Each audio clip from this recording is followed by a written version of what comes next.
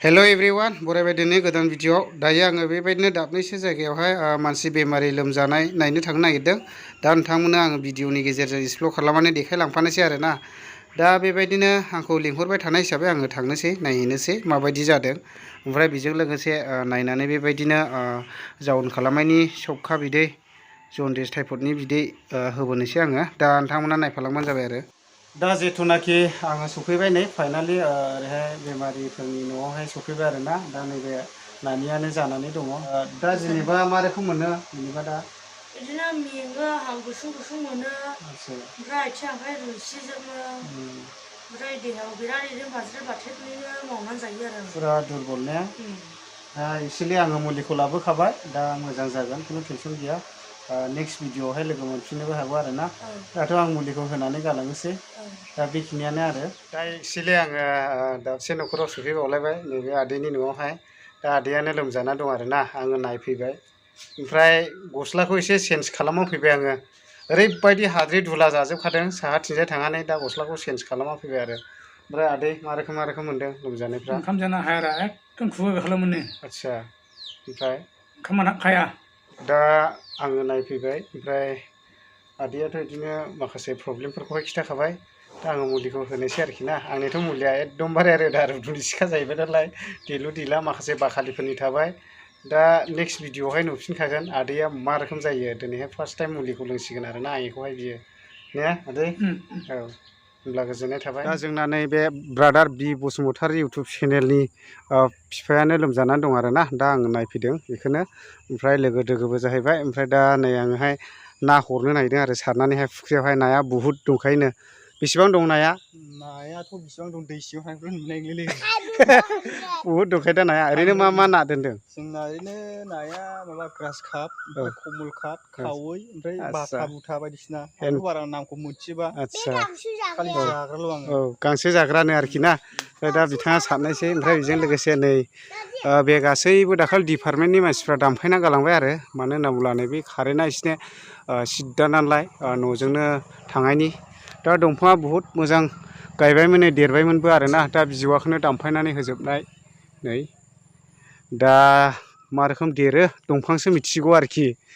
नङाब्ला बिथांनि बे दंफांजोंनो माबा मोनसे सिमां दंमोन आरोखि ना जेनेबा मा टारगेटमोन नों बे दंफांजों टारगेटमोन माने टारगेटआथ' टारगेट गैया माने फैसाखौ गावसोर खेलिमेलि खालामबाय थादों आरो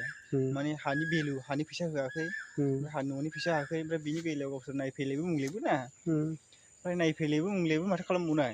नोंसोरसो बिदि माने बै समावहाय सुम्लि बिफांखौ गायनाय जादों आरो ओमफ्राय जेब्ला सुम्लि बिफाङा देरबाय होनब्ला नायफैनांबायबो आरो माने टारगेटआ बिदि आरो गरम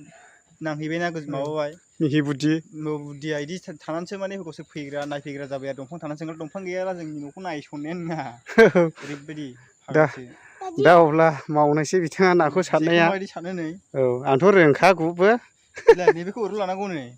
बेखौ ओरै लाबाय खनसे ओरै खालामबाय नैबिसिम आरो गावनि जखासिम ओमफ्राय बेखौ ओरै हबावबाय खनसे ओमफ्राय बेखौ नै सारखोनांगौ आरोखि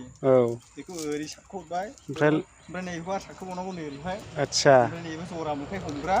बेखौ ओरै हमनानै बेसेबांसो हमथुमनो हायो गावनि खोथासै आरो एसे गोबां लाबानो जाबाय आरो खि फुदा रोंखा आंलाय सारनो जेखौ दे 1 2 3 ज्राव ना माथो ओइ थालिर बिलाइया नांफागोन होस जारलालै ओइ आयु माथो बाब्राजोब्बायलै जेयानो नै आयु जारलालै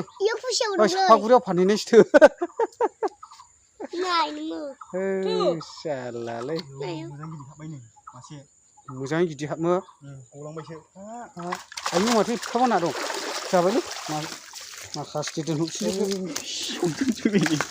सानै आयु मा ना दं गावसोरसो मिथिगौ आरोखि आयु दे माने आं ना हरनो नागिरदों आरो बेनोहाय बेखौ मासे मोनलांसिगोन बियो बेखौ मासे मोनलांसिगोन आधा केजिनि बाखानाय माथो मासेन मासे लायनो नोंफोर नैखौ मासे लांदो मानै जाबाय मासे लायगोफ्राय थैगोन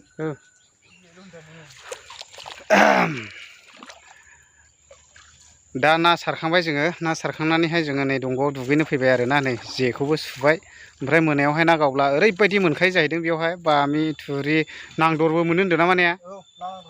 औ दा ओरैबायदि ना दं आरोखि अयथासार थुरि नास्राय गोगोम गोगोम मोनो आरोखि दा मालाबा सम लानानै गावफैगोन आङो नोंथांमोनाबो नुनो हागोन आरोखि ना भिडिअनि गेजेरजों बेयाव मा रोखोम ना मोनो दा ओरैबायदि आरोखि अब्ला दुगैनोसै